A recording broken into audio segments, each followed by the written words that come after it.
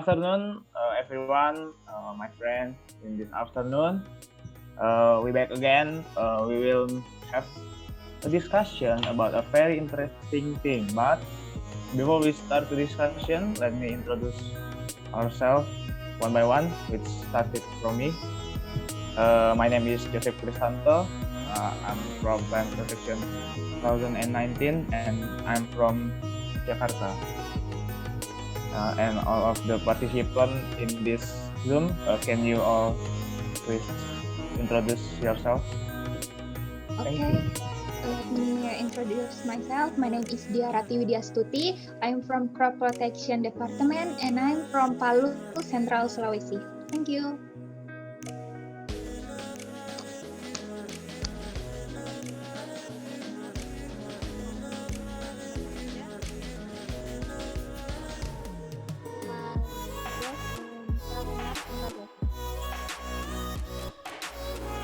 Let me introduce myself. My name is Sylvia Wajarti Indonesia. I'm from Plant Protection Department 2019. I'm from Pati. Thank you.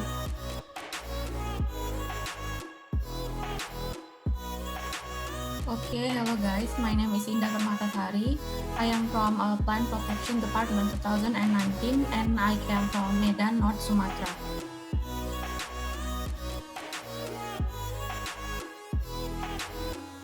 And then my name is Octavia Nur Hasana.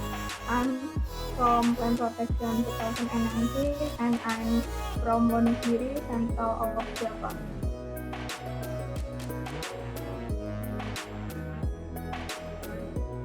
Okay, for the next I will introduce myself. My name is Dia Putri Novitasari. I'm part of Crop Protection 2019 and I'm from Bantul, Jakarta. Thank you. Okay, for the last, my name is Nendia Putri Tamiasti. I'm from Blora and I'm also from Crop Protection Department 2019. Okay, thank you guys for your introduction. Let's start the discussion.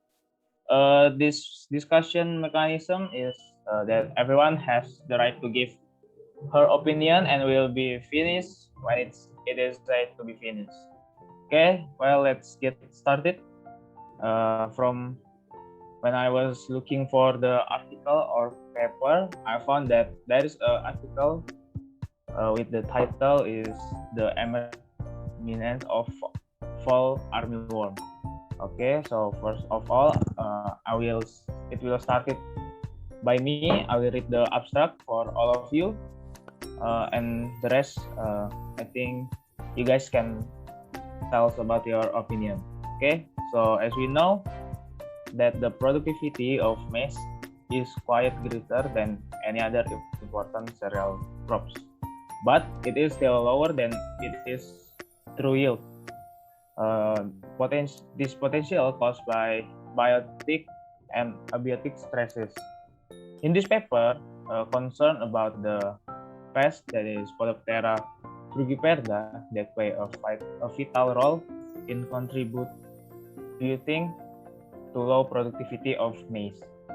A new devastating invasive pest, fall armyworm, is a major problem for crop production, especially in tropical environment due to its ability of rapid breeding, migration, and feeding habit on a wide variety it hosts.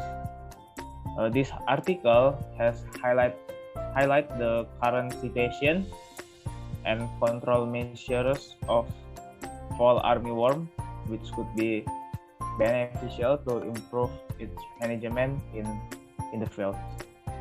I think that's all from me. Let's move to another topic discussion. Is the introduction. Is anyone want to tell her opinion? Let's go. Me. Okay, Diarati. I want to. Okay, thank you, Joseph. My opinion. Okay, let's go. In the introduction part. Okay, thank you, Joseph. In the introduction part, explain that maize is important crops in the agricultural economy as food, fuel production, and raw material for industrial purpose. Maize also called as a queen of cereal because its high productivity, easy processing, and also lesser cost than other food grains. But despite maize's current high productivity, it's still below its potential, mainly due to many biotic and abiotic factors causing yield loss. The fall armyworm, Spodoptera frugiperda, is among the major factors which have contributed to the low productivity of the maize. This statement also supported by another research by Bala et al. 2019 that said fall armyworm is the largest insect pest has been causing widespread damage, particularly in maize across Africa and Asia, and also has been causing significant damage to crops, resulting in a huge economy loss since its appearance in Africa during 2016. Fall armyworm is important pest from economic point of view because its polyphagous nature, having greater than 80 host plants species and causing drastic damage and threat to cereal crop as well as vegetables. So, according to the research by Bala et al. 2019, fall armyworm have wider adaptability, partly due to its ability to infect a wide range of species such as paddy, soybean, vegetables, and cotton. And accordingly, the main purpose of this review, this journal is to provide the status and control measures of this new devastating and challenging insect pest in maize across the entire world. I think that's all for the introduction. Thank you very much. Okay, Rati, that's all from you, I think, right? Okay, so thank you, Rati, for the explanation. So what I got from Rati said is maize have high productivity, but it is still low because the factor biotic and abiotic stresses. Spodoptera frugiperda is one of the factors that makes maize still has categorized to low productivity as a cereal crops. Okay, I think that's what I got. Thank you, Rati, once again. So let's move to another topic discussion. There is a biology and life cycle of Spodoptera frugiperda. Is there anyone? Okay, yeah, yes, Keken. I'm sorry. Can you hear my voice? Yeah, but I think can you speak louder? Okay. Nice. Okay. I will tell about biology and life cycle of Spodoptera frugiperda. Based on the journal, we can find out the biology and life cycle of Spodoptera frugiperda, or what is often called fall armyworm. This pest originates from mainland America and then spread to other parts of the world, including Indonesia. This pest has more than 80 types of host plants, and this research states that Spodoptera frugiperda has a life cycle starting from eggs, larva, pupa, and imago. This is also in accordance with Hartke's research in his research entitled Fall Armyworm, Lepidoptera noctuidae, Ecology in Southeastern Cotton. It says that the fall armyworm has several generations per year, with the life cycle consisting of eggs, 6 to 7 larvae instar, pupa, and adults. In areas of southern United States, 6 or more generations per year may occur. Spodoptera frugiperda eggs are white, pink or light green color, and circular in shape. Total average egg production per in her lifetime is almost 1,500. Spodoptera frugiperda have 6 larvae in start stage. Larvae are mainly cannibalistic. Young larvae are green in color and having a black head. Spodoptera frugiperda has pupae with reddish brown in color and may be difficult to search for a common farmer. The phase of pupation in general occurs in soil at a depth of 2 to 8 centimeters. Male and female imago can be distinguished from the front wing pattern. When the female imago is usually larger than the male imago. The male forewing is variegated with light brown, gray, and straw color, while the female has light color forewing. I think that's all of me. Thank you. Okay, thank you Keken for giving your argument. I think that's good. So I will once again tell about what Keken say is in this article. The article tell about the biology and life cycle. Spodoptera frugiperda has 4 stages, that is egg, larva, pupa, and imago stages. And the spread of this pest is very fast, and right now this pest is available in our country, and the pest has a rapid development. I think that's all. Thank you Keken once again. Okay, so let's move to another idea, that is economic importance and cost plan. Is there anyone who want to express their argument? Let's go ahead. Maybe I can say my opinion about the economy important and host plan. Fall armyworm or Spodoptera frugiperda is a pest that can cause damage to several cereal and crops that have important economic value. Spodoptera frugiperda, the detrimental pest of cereal crop and many other cultivated plants in farmer fields. Spodoptera frugiperda jeopardizes the food and nutritional security of millions and millions of farming dependent families.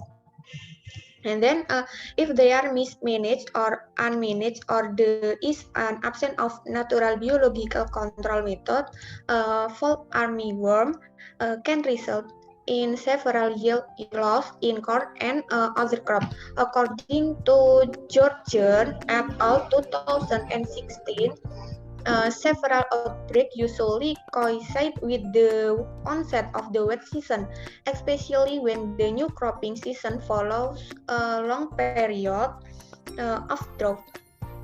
Spodoptera frugiperda attack on the corn crop population strike 55 up to 100% when young leaves are still rolling, cause a loss of yield by 15 up to 73%. The preferred hosts are gramineous plants, including economically important crops such as corn, millet, sorghum, rice, wheat, and sugar cane. Feeding damage is also observed on other major agricultural crops such as cowpea, groundnut, potato, soybean, and cotton. Damage to crop caused mainly by the leaf of this pest. While the larvae are innumerable, they defoliate the flowering plant, achieve an armyworm habit, and disseminate in massive numbers, devouring almost all vegetation in plant. Fall armyworm generally at the leaf of plant corn. Sometimes this pest also attack part crop. Damage directly caused fall armyworm on corn crop did not affect level safety of corn for consumption. However, can make corn more susceptible to contamination aflatoxin. Wet species are also recognized to serve a host plant that involve bean grass or agroti species, crabgrass or digitaria species, Jansen grass or sorghum halepens, morning glory or Ipomoea species, and nutseeds or Cyperus species, pigweed or Amaranthus species, and sandspore. Hence there is an urgent need for developing ecological, sustainable, economically profitable, and socially acceptable IPM program to mitigate the impact of the fall armyworm.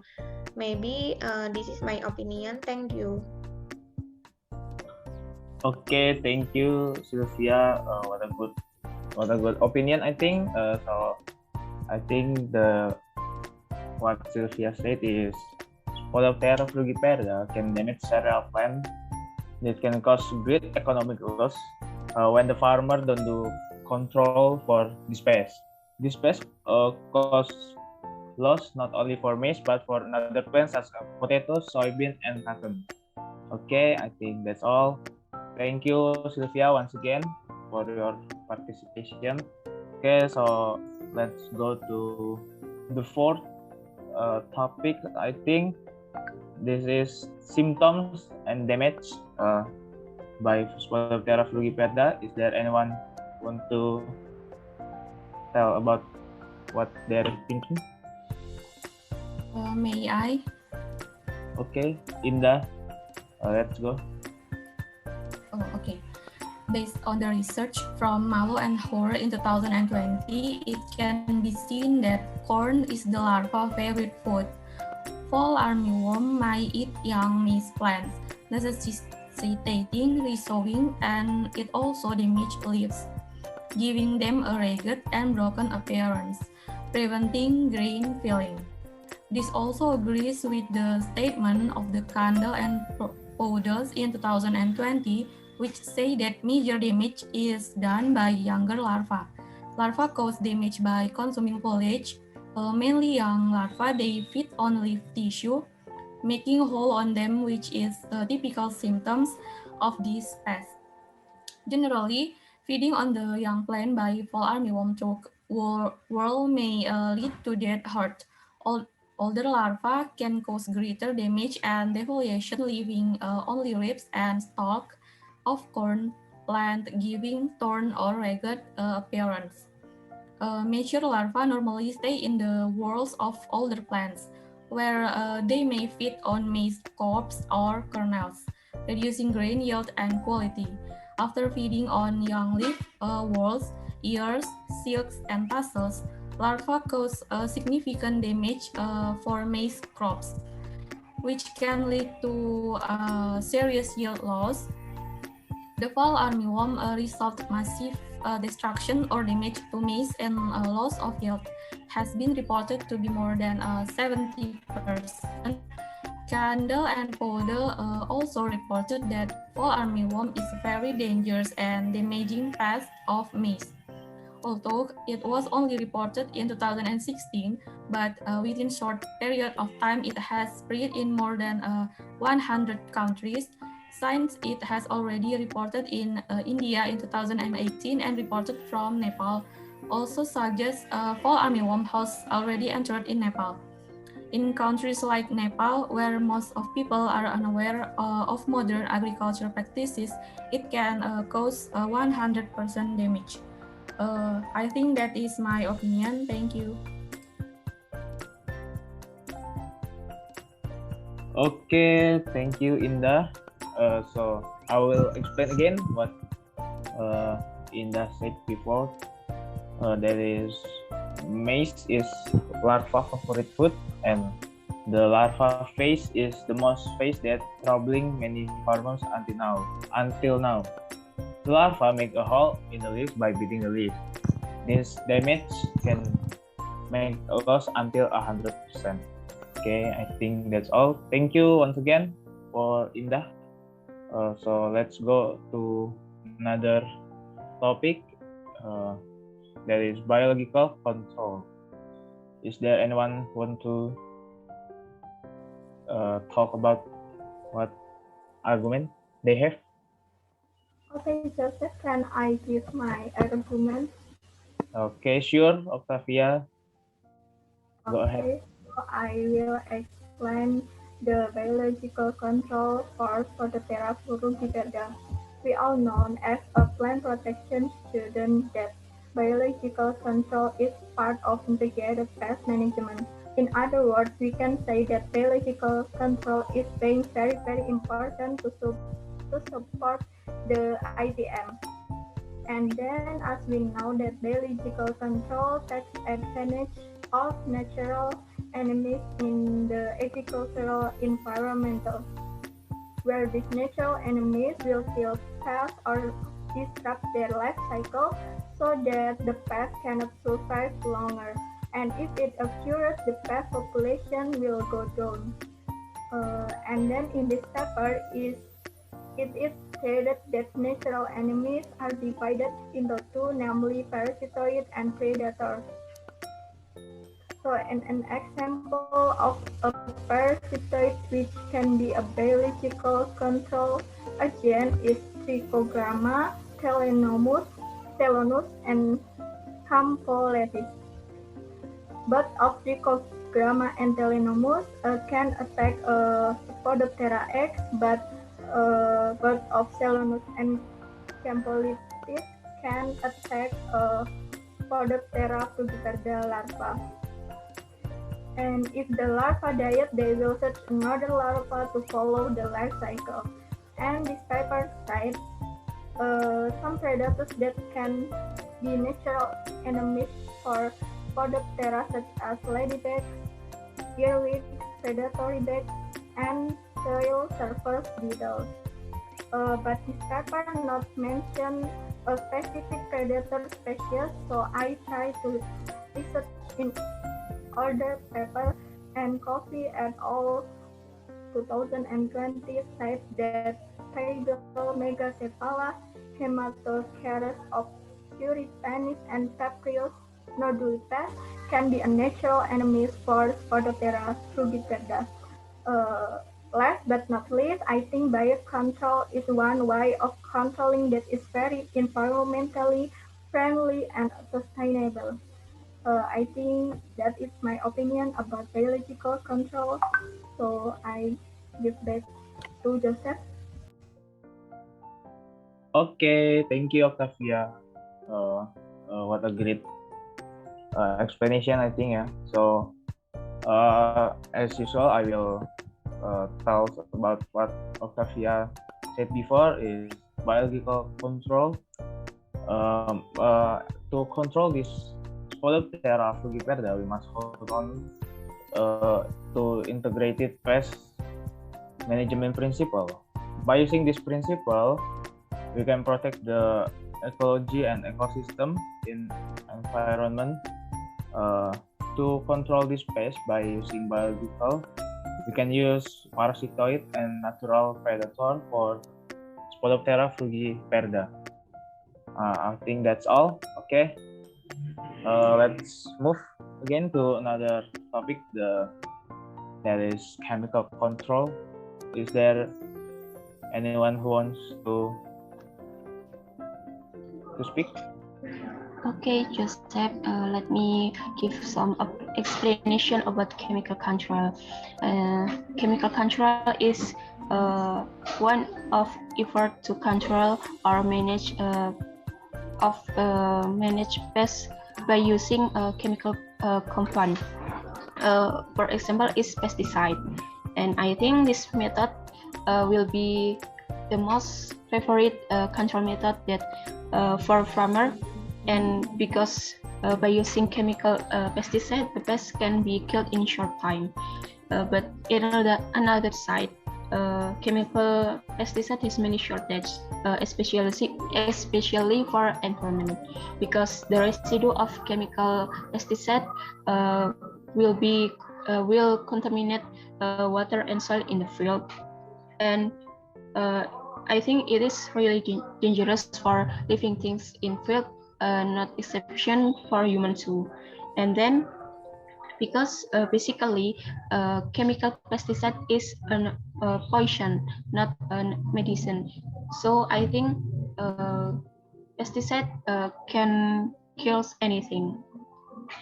And then I think chemical pesticide not only bad for environmental health, and I think chemical pesticide also can make the pest become resistant to the chemical pesticide that be applied continuously, and the pest will build self-defense to protect them from effect from chemical pesticide. And if the pesticide with pesticide that contain same active compound will apply in the next day or the next season, I think it will not be effective anymore because the pest has been resistant. And then I want to tell you about several things that should be concerned when we will to use chemical pesticide, so the using of pesticide will be more effective. The several things like applied timing, spread location, and the type of the pesticide that we want to use. The pesticide is better if be applied when in the morning or in the evening to avoid evaporation. And then the pesticide should be applied in the location where the pests are living, and don't just spray carelessly, and make sure the pesticide expose the right target. And then we should use a suitable type of pesticide, depends on the pest we want to kill. And for example, is Spodoptera frugiperda, we can use in pesticide that contain active compound like esfenvalerate, carbaryl, chlorpyrifos, malathion, permethrin, and emectin benzoate. I think that's all, Joseph. Thank you. Okay, Dea, thank you. I think once again I will tell once more what Dea has said. Chemical control is an effort to control pests by using chemical. This control usually like a pesticide, and this chemical control is a favorite control that there are many farmers use it because it is, as you know, it is very cheap and easier than biological control. But once again, using chemical will damage the environment ecosystem in the field. Okay, thank you, Dea, once again. Okay, for the last one is Nandia. Are you ready, Nandia? Okay, hello, Joseph. Yeah. Okay, here I will tell my opinion about surveillance, monitoring, and scouting. Surveillance are essential for the identification of the predator of farm armyworm and for preventing their growth and keeping the environment sustainable. Monitoring must be carried out throughout the year as multiple generations may affecting maize plant at various stages of growth and development, as well as other host plant of Spodoptera frugiperda. Farmers can carry out surveillance, namely identification of informal and passive pests in certain areas. Farmers are the first to notice any symptom of the land and is used as a place of cultivation. Monitoring so active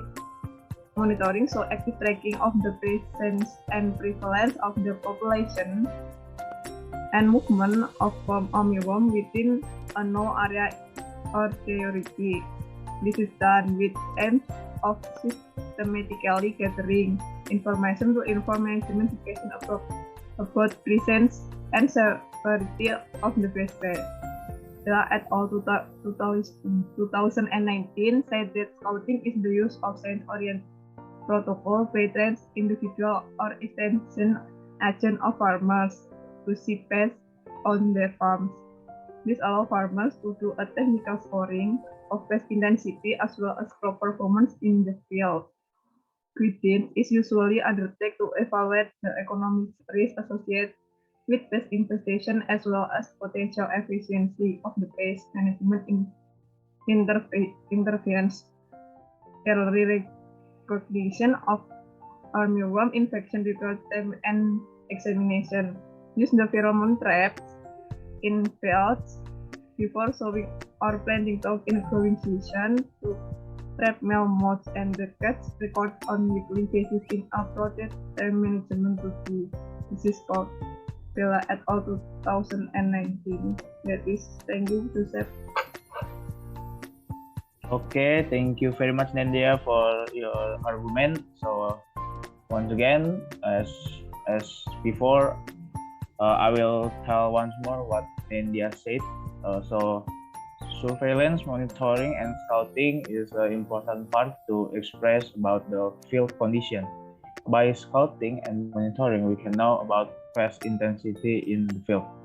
Okay, I think that is the last topic. So I will read the conclusion. The conclusion of this discussion is we as an agricultural students, especially in plant protection, must know about the symptoms from pests and how to control Scotophthora frugiperda by looking at the appropriate land conditions, whether it is necessary to do chemical or biological control, and whether it will cause considerable losses at the field. Okay, I want to say thank you very much for all of you who were participating in this Zoom meeting and for your explanation that are very pervasive and also supported by other perceptions like paper and article. It is a great discussion and very interesting, but I hope we can do an online meeting together again and talk about another topic. I think that's all from me. Thank you very much, guys. See you next time. Thank you. Dadah. See you. Thank you. See you.